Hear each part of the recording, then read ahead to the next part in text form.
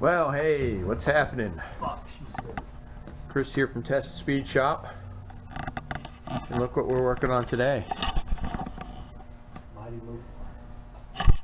My favorite, a Mopar. Yep. Yay! Yeah, not my favorite. He loves this car. Yeah. Yeah, I love it. He loves it. So, today's project is we're going to pull this front seat out. Tom's already got the back seats out, it looks like. And we got the roll of insulation over here on the floor.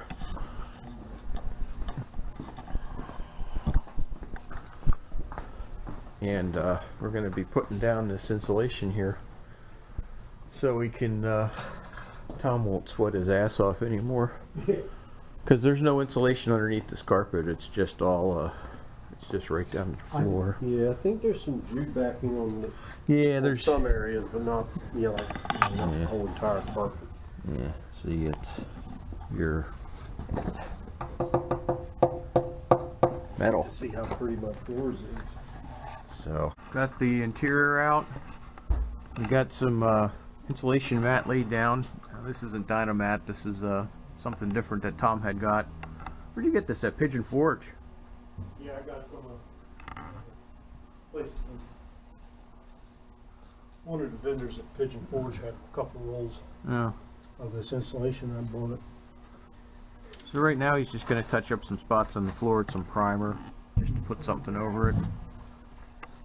And then we got to wait for that to dry, and then we can. The front's laying nice now. Yeah, we had to weight the front down with some bricks and stuff. We're kind of letting that sit because we want to let it set up and let it get real tight around everything. It's tight. And I like it. so we've just been kind of just letting this sit. So Yeah, we're just gonna do the back. yeah, Get that back down. Get it put. but we're back gonna lay together. this back down. The back is laying really nice. Yeah.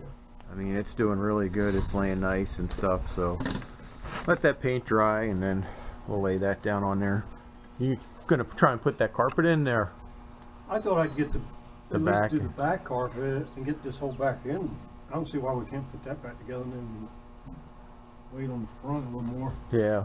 because it's starting to really lay down nice. Yeah, I think we should wait on the front because it's starting to settle Oh yeah.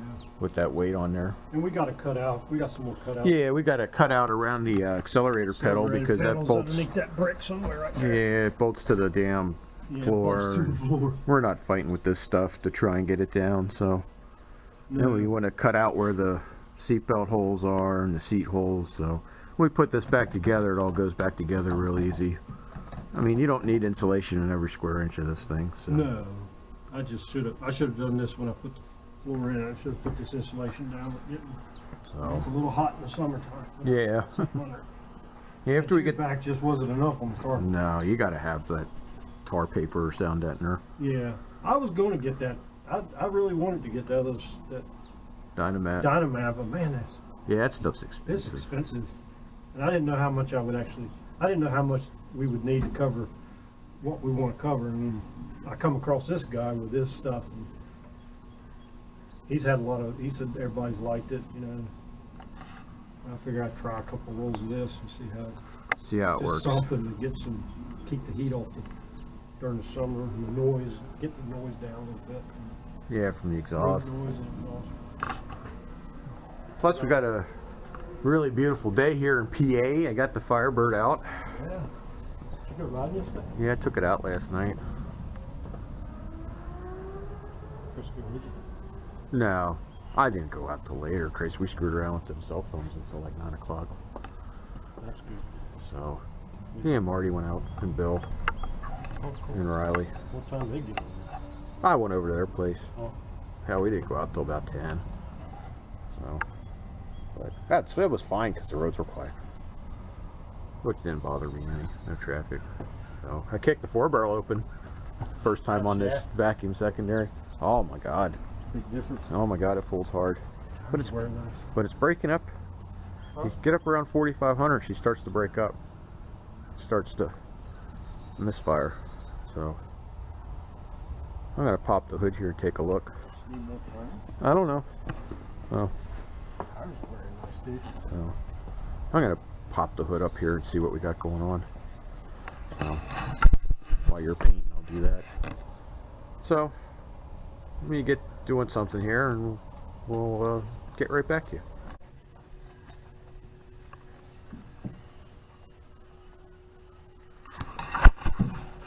And Tom's cutting the holes out for the seat belts, so we don't have to fight with these stupid things. Shit's a pain in the ass, isn't it? Doesn't cut real nice, that's for sure. Fills these blades up quick. I wonder what the hell that crap is. I don't know. Is it cotton or No. some sort of? It's probably some sort of synthetic fiber. synthetic stuff, and it just. There's a number on these industrial blades. Jeez, Where it just takes the edge right off of them. I'm sure. Sharp anymore. The scissors were having a hard time cutting this the other day. Having issues. Well, I'm out here doing some work on the Firebird. Took it out last night. Opened this thing up because I haven't really opened this thing up since I put this vacuum secondary carb on here. And it started to break up a little bit around 4,500. Well, I noticed that when I had put this carburetor together, I used the vacuum pod for the 870 Holly that I was going to put on the Chevelle. So I used that vacuum pod because my other one was over at Marty's on the 750. He was going to use to fire up the 455 because we weren't sure if we were going to get his carburetor done, but we ended up getting it finished. So I brought it back, and the lengths are different on the rods, which I kind of figured they were. This one's a little bit longer on this one, so I'll take that out and we'll lay into her and see what she does. But this is what the 600 looks like. I did have pictures of this to show you guys, but a little bit neater of an install with the fuel line and everything. So, but it does run much better with this carburetor on here. Night and day difference between this and the double pumper. The double pumper, I think we had some throttle shaft play issues on that because it would just sit and whistle at idle, and when me and Tom were sitting here looking at it, we were messing with it and we noticed that the throttle shafts were real loose on it. So I don't know if that's maybe what some of the problem was with the rich smell, because you know it's bringing more air in, you got to compensate with the mixture screws. I don't know, but this one doesn't stink like the other one, so Nope. No stinky. that looks pretty good. Yeah, just need to. That should make it a little. Yeah, that should make it a lot easier. Just ain't warm enough to No, the paint's not going to dry real well. dry pretty good.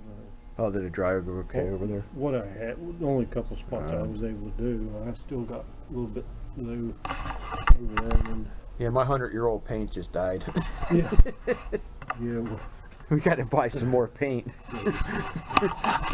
Have this nasty habit of holding on to things longer than their usefulness. That's a problem. Oh, looks good though. This is laying down nice. yeah, it's really. Yeah, that's it's really. sitting down real good. We should be able to cut that pedal Yeah. out once we get to that front, and then cut the pedal down. Each time we come out here, it looks like it's laying better and better. Mm-hmm. I wonder if we should throw It more was weight pretty on warm it. yesterday, so it was really. Yeah. Well, you see how it's sucking in right in here, Mm-hmm. which is good. Yeah. Yeah. I don't need to lay any more weight on it. That front's tight. Yeah. If you feel it, it's pretty tight. Yeah, the other thing we're going to do is we're going to get up here. Tom, we have extra. So we got some spray adhesive, and we're going to put, the only way we're going to be able to do this is probably just spray adhesive that up on the toe panels up there. Kind of up on the firewall, because this doesn't have any firewall insulation in it either. Nope. So what we're going to do is we're just going to put a little bit along here. We'll just spray it up there with some 3M spray adhesive, and you know, hopefully that'll cover that up and it'll keep the heat from coming in on that end of it. So, but yeah, I think it's going to work out pretty good. I think we might even do a little bit up here on the wells. Mm-hmm. I think we're going to wait to do that till last, though, aren't we? Because we're Yeah, going to see how much we have left, and we might just go up along the wheel wells there. Because if you go up along these wheel wells here, that'll take some of the noise dampening out of that from shit hitting the wheel well and stuff, so that'll help out a little too. But yeah, we're having warm weather, but not warm enough, Yeah, it's not warm unfortunately. Not warm enough. enough to feed you. So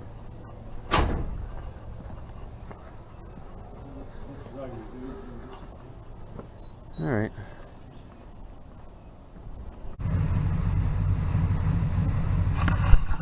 Now it's several hours later. Ended up putting that put that secondary pot on the Firebird. Took it out. Seemed to be working pretty good. So we went ahead and dropped that back off over at Tom's garage. So we got such a beautiful day out here in Pennsylvania. You can see the sun is out and shining. Figure, well, I need to show the Chevy a little bit more love. We're going to take the Chevelle out for a ride. So I think that's going to be it for this video.